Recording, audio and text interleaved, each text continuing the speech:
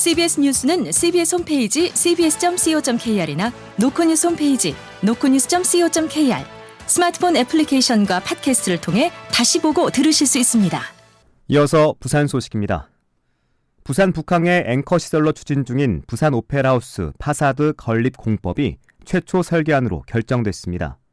공법을 둘러싼 수년간의 논란이 제자리로 돌아온 건데 그 사이 공사기간 지연은 물론 공사비도 눈덩이처럼 불어났습니다. 박중석 기자가 보도합니다.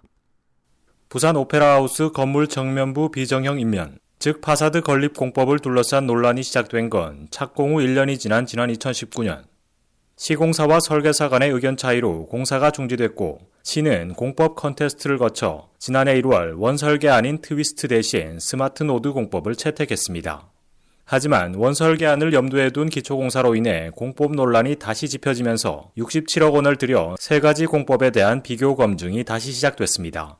그 결과 오페라하우스 파사드 건립 공법은 최초 설계안인 트위스트로 진행하는 것으로 최종 결론 났습니다. 다른 공법으로 변경했던 설계안을 다시 채택한 것에 대해 시는 3D 설계도를 적용하는 등 보완이 이루어졌기 때문이라고 설명했습니다.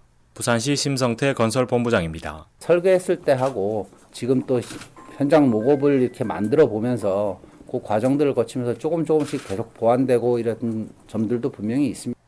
수년에 걸친 논란 끝에 파사드 건립 공법이 확정됐지만 그 사이 공사 기간이 늘어난 것은 물론 2,500억 원이던 사업비가 3,100억여 원으로 눈덩이처럼 불어났습니다. 다만 물가 상승분과 재설계 비용 등은 시공사인 HJ중공업이 분담하는 것으로 합의됐습니다. 현재 잠정 중단된 부산 오페라하우스 건설공사는 내년 2월 재개해 오는 2026년 말 준공을 목표로 하고 있습니다. CBS 뉴스 박중석입니다. 부산항만공사가 환적 운송 시스템을 개발해 도입한 결과 타보드 환적 물량이 늘고 트럭 대기 시간이 절반으로 줄어드는 등 효과가 큰 것으로 나타났습니다. 공사는 이 시스템을 다음 달부터 부산항 모든 터미널에 확대 시행할 방침이어서 부산항 경쟁력을 한 단계 올리는 데 긍정적인 영향을 줄 전망입니다. 김혜경 기자입니다. 부산항만공사는 부산항 터미널 작업의 효율을 높이기 위해 자체적으로 환적 운송 시스템, 즉 TSS를 개발해 석 달간 운영했습니다. 이 시스템은 당초에 컨테이너와 트럭을 일일이 1대1로 매칭해 배차 운송하던 방식에서 다수 컨테이너와 다수 트럭을 통째로 그룹으로 묶어 터미널에 사전 전송하는 방식입니다. 그룹에 속한 트럭이 터미널에 진입하는 시점에 작업이 가장 쉬운 제일 윗칸에 있는 화물을 배정받아 기존 방식보다 화물 처리 속도가 빨라졌습니다. 이 기간 환적 운송 시스템으로 처리한 물량은 20만 1000 TEU, 부산항 전체 타보드 환적의 18%를 차지합니다. 또 TSS를 이용한 트럭의 터미널 내 대기 시간은 12.1분으로 부산항 평균 대기 시간 22분과 비교해 절반가량 줄었습니다. 하차와 상차 작업을 같은 터미널에서 동시에 처리하는 트럭 복화율은 36.6%, 이 기간 부산항 평균인 12.8%보다 3배가량 높았습니다. 시스템을 통해 터미널 작업 효율성과 생산성 증대, 트럭 대기시간 감소, 복화율 증대 등 효율성이 탁월하게 입증된 겁니다. 부산항만공사 관계자입니다. 복화는 하나를 내리고 거기서 바로 실는 개념입니다. 트럭 한 대가 두 대 같은 어떤 효과가 있는 거죠. 기사 수익이 시간 대비해서 굉장히 높아졌다. 탄소 배출량이라든지 정체라든지 터미널 혼잡이라든지 이런 것들이 개선되는.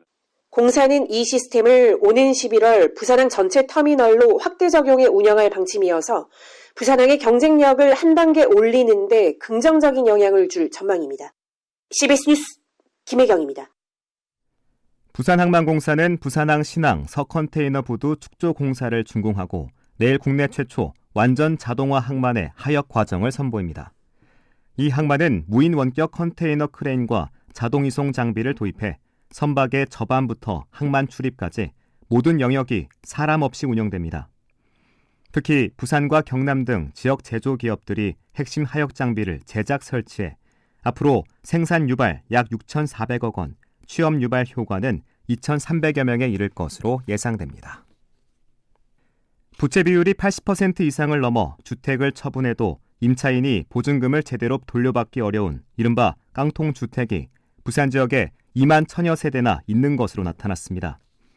주택도시보증공사가 국회 국토교통위 허영의원에게 제출한 자료에 따르면 부산 지역의 깡통주택은 2만 1,600여 세대로 보증 금액은 1조 8천억 원에 달했습니다. 주택의 부채 비율은 80%를 넘어가면 임대인이 임차인에게 보증금을 온전히 반환하지 못할 위험성이 높아져 개선이 필요하다는 지적이 나왔습니다. 2030 세계박람회 개최지 결정이 약 한 달 남은 가운데 대기업이 잇따라 막판 유치 지원 활동을 펼치고 있습니다. LG는 국제박람회기구 회원국 대사가 많이 거주하는 영국 런던에 부산 이즈 레디가 붙은 2층 엑스포버스 210대를 운행합니다. 또 하루 6만 명이 오가는 벨기에 브리셀 중앙역에는 2030 부산 엑스포를 알리는 대형 광고를 붙였고 파리에도 국제공항 등 6개, 5개 광고를 걸었습니다. 현대차 그룹은 그룹 SNS 채널을 통해 공개한 부산 엑스포 유치 홍보 영상 조회수가 개시 17일 만에 1억 뷰를 돌파하는 등 온라인 홍보에도 집중하고 있습니다. 부산 지역 제조업 체감 경기가 내수 부진, 인력난과 인건비 상승으로 나빠진 것으로 나타났습니다. 한국은행 부산본부가 최근 부산 지역 611개 업체를 대상으로 조사한 결과 이달 체감 경기를 나타내는 업황 기업 경기 실사지수, 즉 BSI는 65로 지난달보다 3포인트 하락했습니다.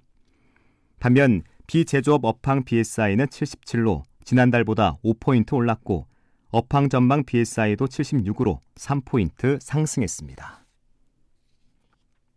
에어부산이 올해 3분기에 매출 2,300억 원, 영업이익 433억 원, 당기순이익 154억 원을 기록해 역대 3분기 기준 역대 최대 실적을 기록했습니다. 지난해 같은 기간과 비교해 영업이익과 당기순이익 모두 흑자로 전환했습니다. 에어부산은 코로나 팬데믹이 끝나고 주력인 일본 노선이 꾸준히 좋은 실적을 거뒀고 중국과 동남아 노선도 안정적으로 뒷받침해 역대 최대 실적을 냈다고 설명했습니다. 불경지역 주민 수만 명이 매년 암 치료를 위해 경기도 고양시에 위치한 국립암센터를 찾는 것으로 나타났습니다. 국민의힘 이종성 의원이 국립암센터로부터 제출받은 국립암센터 내원 환자 거주지역 자료를 보면 지난해 비수도권에서 국립암센터를 방문한 환자 10만 명 가운데 2만 명은 불경지역 주민이었습니다. 올해 8월 기준으로도 이미 불경지역 주민 15,000여 명이 국립암센터를 찾아 현재 추세라면 올해도 2만 명을 넘어설 것이라는 분석이 나오면서 지역 의료 공백을 해소하기 위한 대책 마련이 시급하다는 지적이 나옵니다. 끝으로 날씨입니다.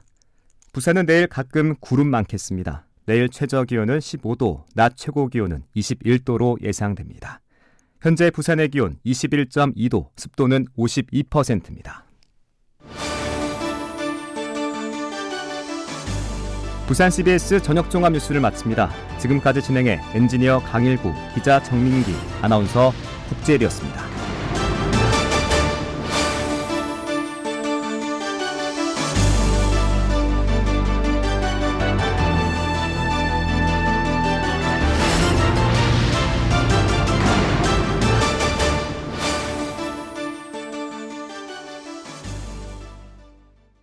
CBS